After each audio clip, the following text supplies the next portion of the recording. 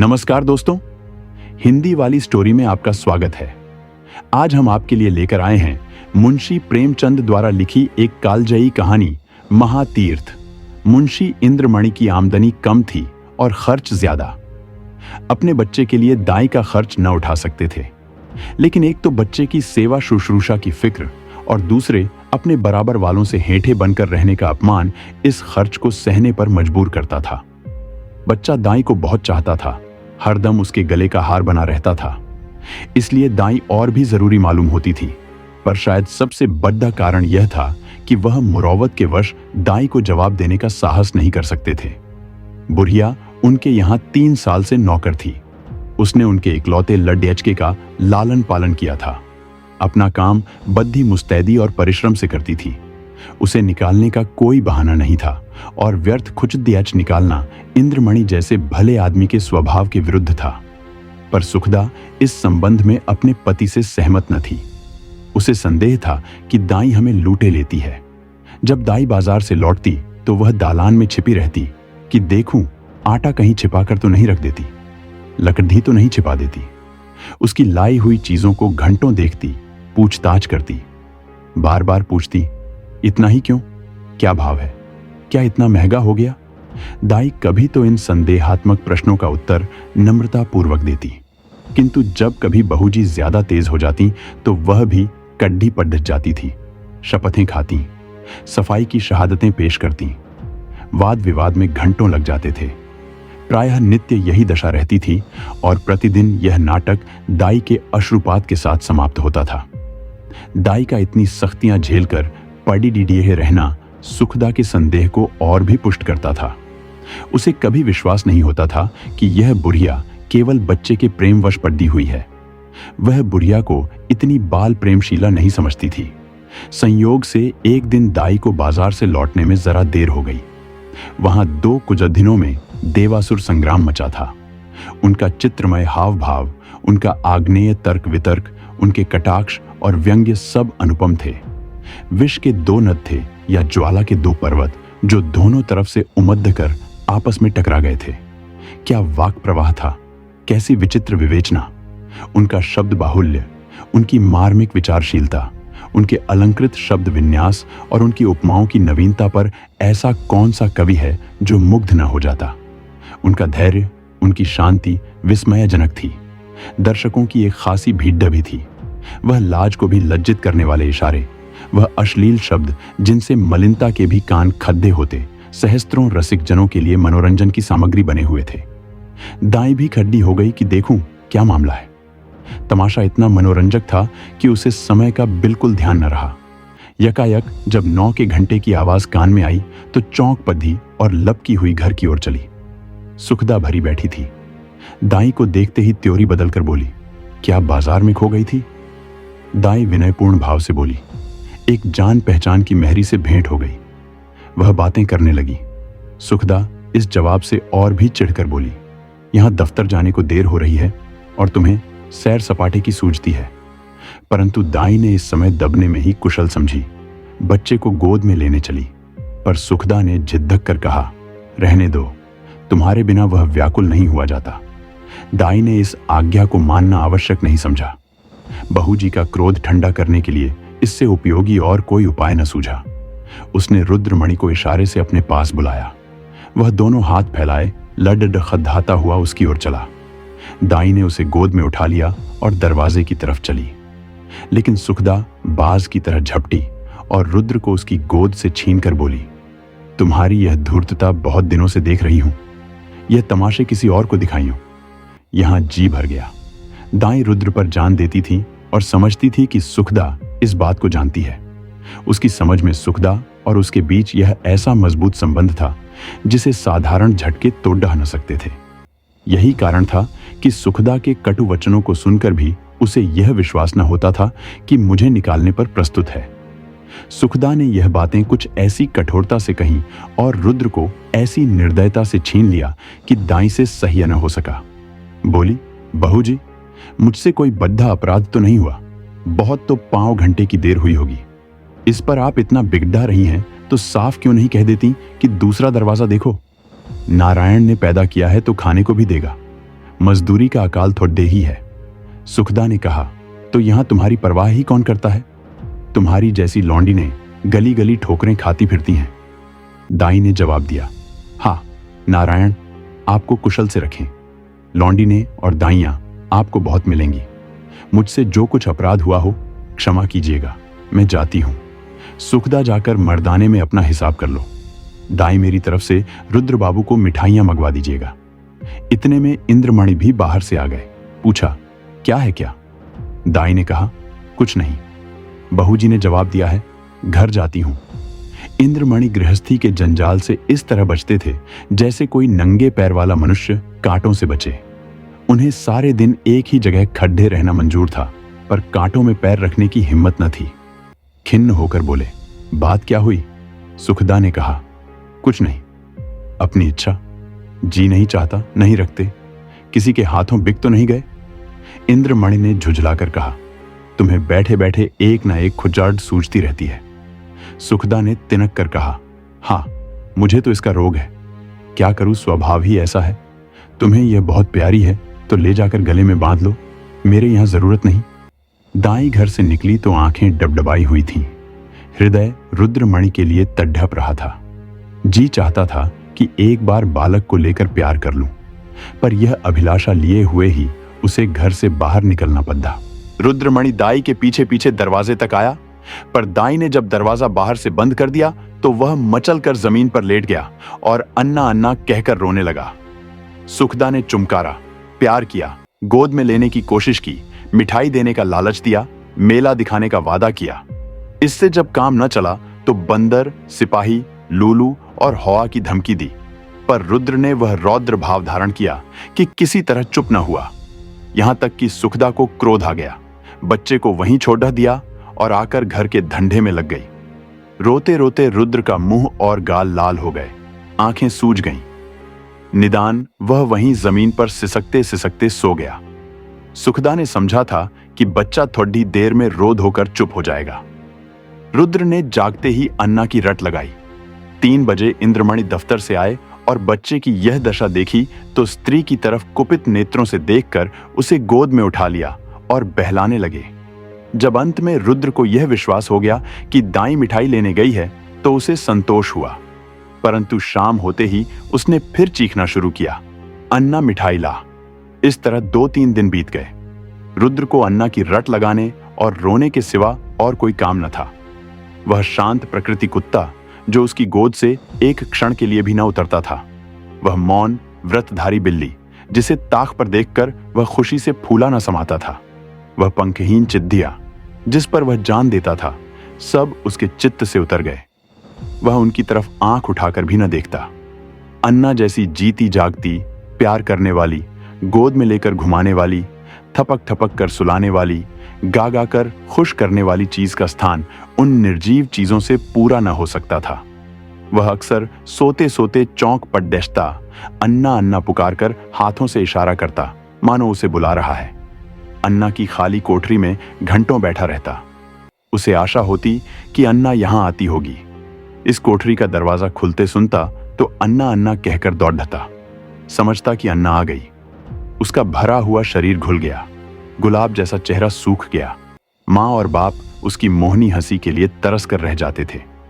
यदि बहुत गुदगुदाने या छेदने से हंसता भी तो ऐसा जान पड़ता था कि दिल से नहीं हंसता, केवल दिल रख लेने के लिए हंस रहा है। उसे अब दूध से प्रेम न था, न मिश्री से, न मेवे से, न मीठे बिस्कुट से, न ताजी इमरती से। उनमें मजा तब था जब अन्ना अपने हाथों से खिलाती थी। अब उनमें मजा नहीं था। 2 साल का लहलहाता हुआ सुंदर पौधा मुरझा गया। वह बालक जिसे गोद में उठाते ही नरमी, गर्मी और भारीपन का अनुभव होता था, अब सूख कर कांटा हो गया। सुखदा अपने बच्चे की यह दशा देखकर भीतर ही भीतर कुढ़ती, अपनी मूर्खता पर पछताती। इंद्रमणि, जो शांति प्रिय आदमी थे, अब बालक को गोद से अलग न करते थे। उसे रोज साथ हवा खिलाने ले जाते थे, नित्य नए खिलौने लाते थे, पर मुरझाया हुआ पौधा किसी तरह भी न पनपता था। दाई उसके लिए संसार की सूर्य थी। उस स्वाभाविक गर्मी और प्रकाश से वंचित रहकर हरियाली को बाहर कैसे दिखाता। दाई के बिना उसे अब चारों ओर सन्नाटा दिखाई देता था। दूसरी अन्ना तीसरे ही दिन रख ली गई थी, पर रुद्र उसकी सूरत देखते ही मुंह छिपा लेता था, मानो वह कोई डायन या चुड़ैल हो। प्रत्यक्ष रूप में दाई को न देखकर रुद्र अब उसकी कल्पना में मग्न रहता। वहां उसकी अन्ना चलती फिरती दिखाई देती थी। उसकी वह गोद थी, वही स्नेह, वही प्यारी प्यारी बातें, वही प्यारे गाने, वही मजेदार मिठाइयां, वही सुहावना संसार, वही आनंदमय जीवन। अकेले बैठकर कल्पित अन्ना से बातें करता। अन्ना कुत्ता भूखे, अन्ना गाय दूध देती, अन्ना उजला उजला घुड्ढा दौड़े। सवेरा होते ही लौटा लेकर दाई की कोठरी में जाता और कहता, अन्ना पानी। दूध का गिलास लेकर उसकी कोठरी में रख आता और कहता, अन्ना दूध पिला। अपनी चारपाई पर तकिया रखकर चादर से ढांक देता और कहता, अन्ना सोती है। सुखदा जब खाने बैठती तो कटोरे उठा उठाकर अन्ना की कोठरी में ले जाता और कहता, अन्ना खाना खाएगी। अन्ना अब उसके लिए एक स्वर्ग की वस्तु थी, जिसके लौटने की अब उसे बिल्कुल आशा न थी। रुद्र के स्वभाव में धीरे धीरे बालकों की चपलता और सजीवता की जगह एक निराशाजनक धैर्य, एक आनंद विहीन शिथिलता दिखाई देने लगी। इस तरह 3 हफ्ते गुजर गए। बरसात का मौसम था। कभी बेचैन करने वाली गर्मी, कभी हवा के ठंडे झोंके, बुखार और जुकाम का जोर था। रुद्र की दुर्बलता इस ऋतु परिवर्तन को बर्दाश्त न कर सकी। सुखदा उसे फलालैन का कुर्ता पहनाए रखती थी, उसे पानी के पास नहीं जाने देती, नंगे पैर एक कदम भी नहीं चलने देती। पर सर्दी लग ही गई। रुद्र को खांसी और बुखार आने लगा। प्रभात का समय था। रुद्र चारपाई पर आंख बंद किए पड्ढा था। डॉक्टरों का इलाज निष्फल हुआ। सुखदा चारपाई पर बैठी उसकी छाती में तेल की मालिश कर रही थी और इंद्रमणि विषाद की मूर्ति बने हुए करुणापूर्ण आंखों से बच्चे को देख रहे थे। इधर सुखदा से बहुत कम बोलते थे। उन्हें उससे एक तरह की घृणा सी हो गई थी। वह रुद्र की बीमारी का एकमात्र कारण उसी को समझते थे। वह उनकी दृष्टि में बहुत नीच स्वभाव की स्त्री थी। सुखदा ने डरते डरते कहा, आज बड्ढे हकीम साहब को बुला लेते, शायद उनकी दवा से फायदा हो। इंद्रमणि ने काली घटाओं की ओर देखकर रुखाई से जवाब दिया, बड्ढे हकीम नहीं, यदि धनवंतरी भी आवें तो भी उसे कोई फायदा ना होगा। सुखदा ने कहा, तो क्या अब किसी की दवा ना होगी? इंद्रमणि, बस इसकी एक ही दवा है और अलभ्य है। सुखदा, तुम्हें तो बस वही धुन सवार है। क्या बुढ़िया आकर अमृत पिला देगी? इंद्रमणि, वह तुम्हारे लिए चाहे विष हो, पर लड्ढचके के लिए अमृत ही होगी। सुखदा, मैं नहीं समझती कि ईश्वर इच्छा उसके अधीन है। इंद्रमणि, यदि नहीं समझती हो और अब तक नहीं समझी तो रोगी। बच्चे से हाथ धोना पड़ेगा। सुखदा, चुप भी रहो, क्या अशुभ मुंह से निकालते हो? यदि ऐसी ही जली कटी सुनानी है तो बाहर चले जाओ।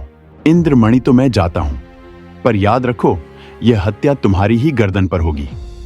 यदि लड्ढचके को तंदुरुस्त देखना चाहती हो तो उसी दाई के पास जाओ, उससे विनती और प्रार्थना करो, क्षमा मांगो। तुम्हारे बच्चे की जान उसी की दया के अधीन है। सुखदा ने कुछ उत्तर नहीं दिया। उसकी आंखों से आंसू जारी थे। इंद्रमणि ने पूछा, क्या मर्जी है, जाऊं उसे बुला लाऊं? सुखदा, तुम क्यों जाओगे? मैं आप चली जाऊंगी। इंद्रमणि, नहीं, क्षमा करो, मुझे तुम्हारे ऊपर विश्वास नहीं है। न जाने तुम्हारे जबान से क्या निकल पड़े कि जो वह आती भी तो ना आवे।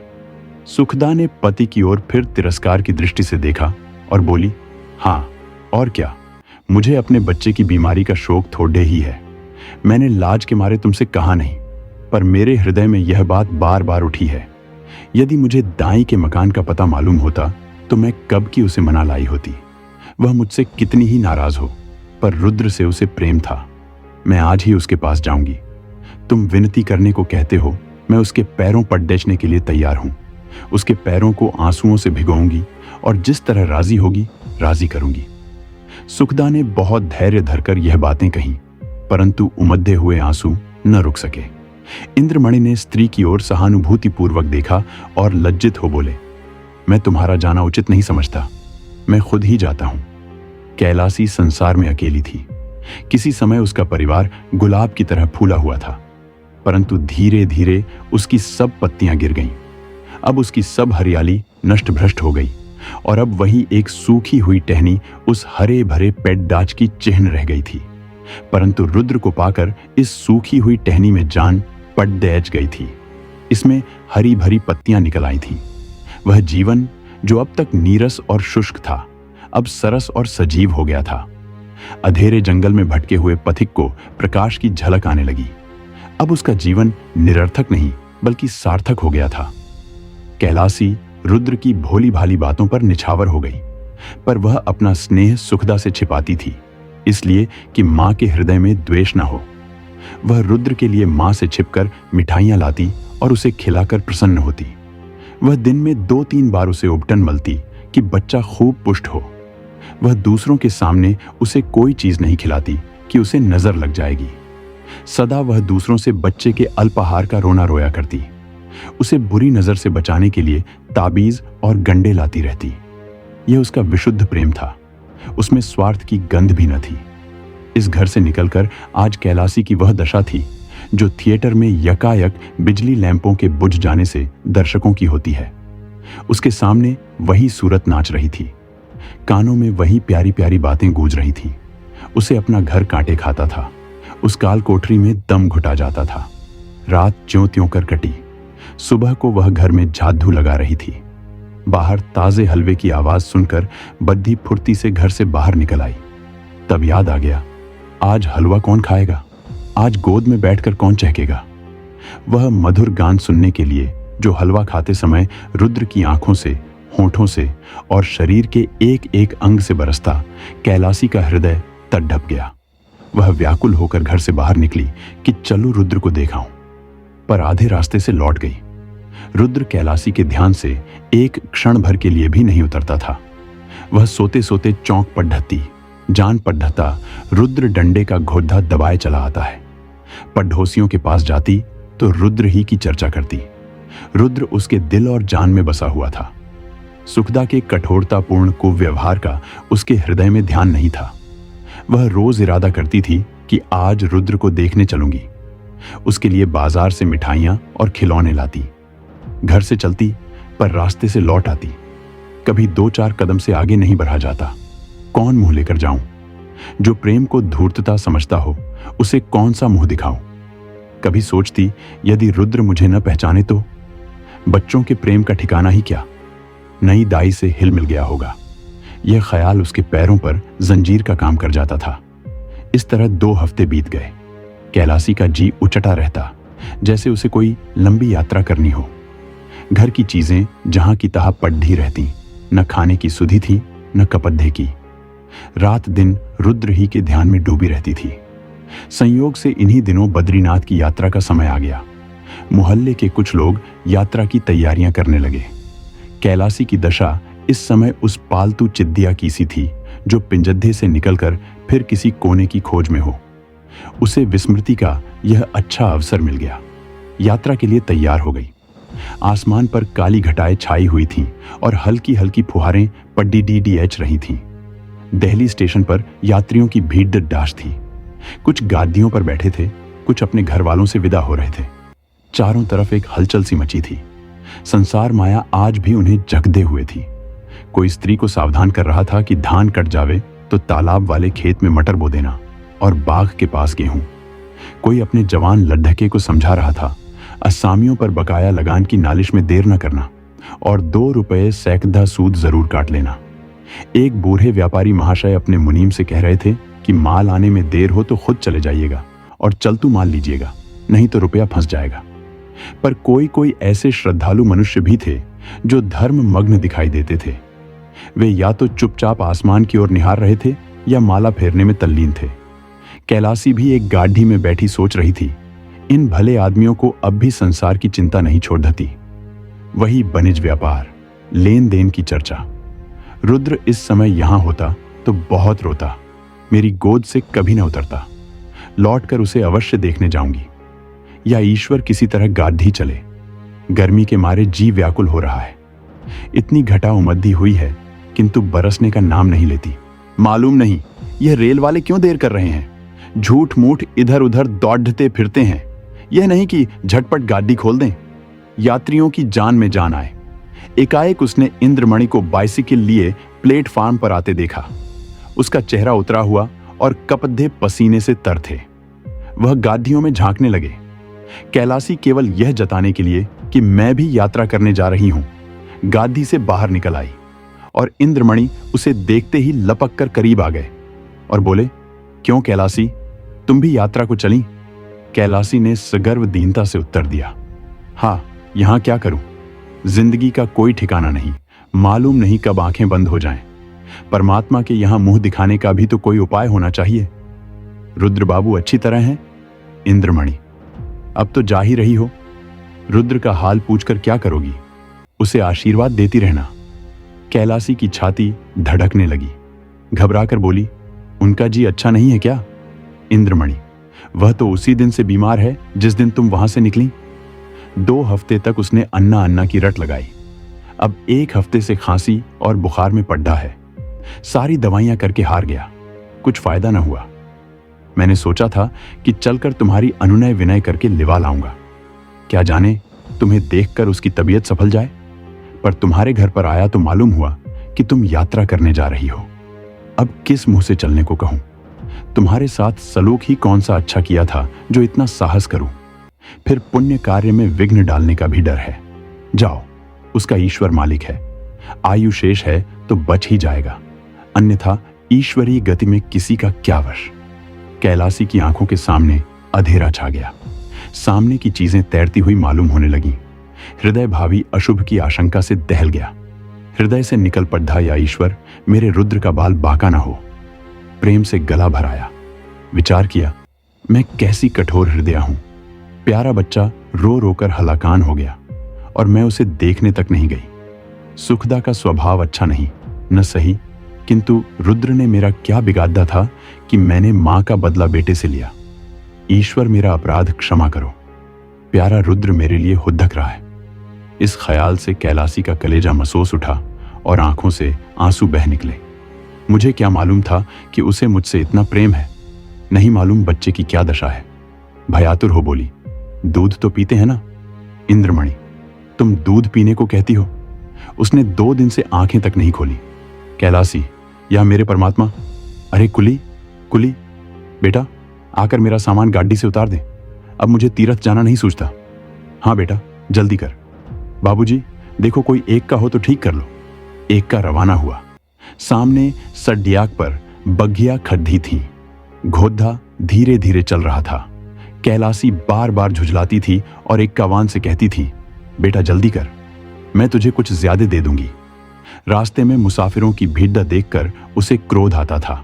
उसका जी चाहता था कि घोड़े के पर लग जाते, लेकिन इंद्रमणि का मकान करीब आ गया तो कैलासी का हृदय उछलने लगा। बार बार हृदय से रुद्र के लिए शुभ आशीर्वाद निकलने लगा। ईश्वर करे सब कुशल मंगल हो। एक का इंद्रमणि की गली की ओर मुद्दा। अकस्मात कैलासी के कान में रोने की ध्वनि पड़ी। कलेजा मुंह को आ गया, सिर में चक्कर आ गया। मालूम हुआ नदी में डूबी जाती हूं। जी चाहा कि एक के पर से कूद पड़ूं, पर थोड़ी ही देर में मालूम हुआ कि कोई स्त्री मैके से विदा हो रही है। संतोष हुआ। अंत में इंद्रमणि का मकान आ पहुंचा। कैलासी ने डरते डरते दरवाजे की तरफ ताका, जैसे कोई घर से भागा हुआ अनाथ लड्ढका शाम को भूखा प्यासा घर आए, दरवाजे की ओर सटकी हुई आंखों से देखे कि कोई बैठा तो नहीं है। दरवाजे पर सन्नाटा छाया हुआ था। महाराज बैठा सुरती मल रहा था। कैलासी को जरा डारहस हुआ। घर में बैठी तो नई दाई पुलटिस पका रही है। हृदय में बल का संचार हुआ। सुखदा के कमरे में गई तो उसका हृदय गर्मी के मध्याह्न काल के सदृश कांप रहा था। सुखदा रुद्र को गोद में लिए दरवाजे की ओर एकटक ताक रही थी।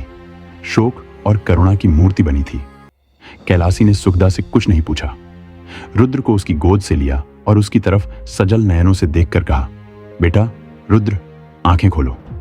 रुद्र ने आंखें खोली। क्षण भर दाई को चुपचाप देखता रहा, तब यकायक दाई के गले से लिपटकर बोला, अन्ना आई, अन्ना आई।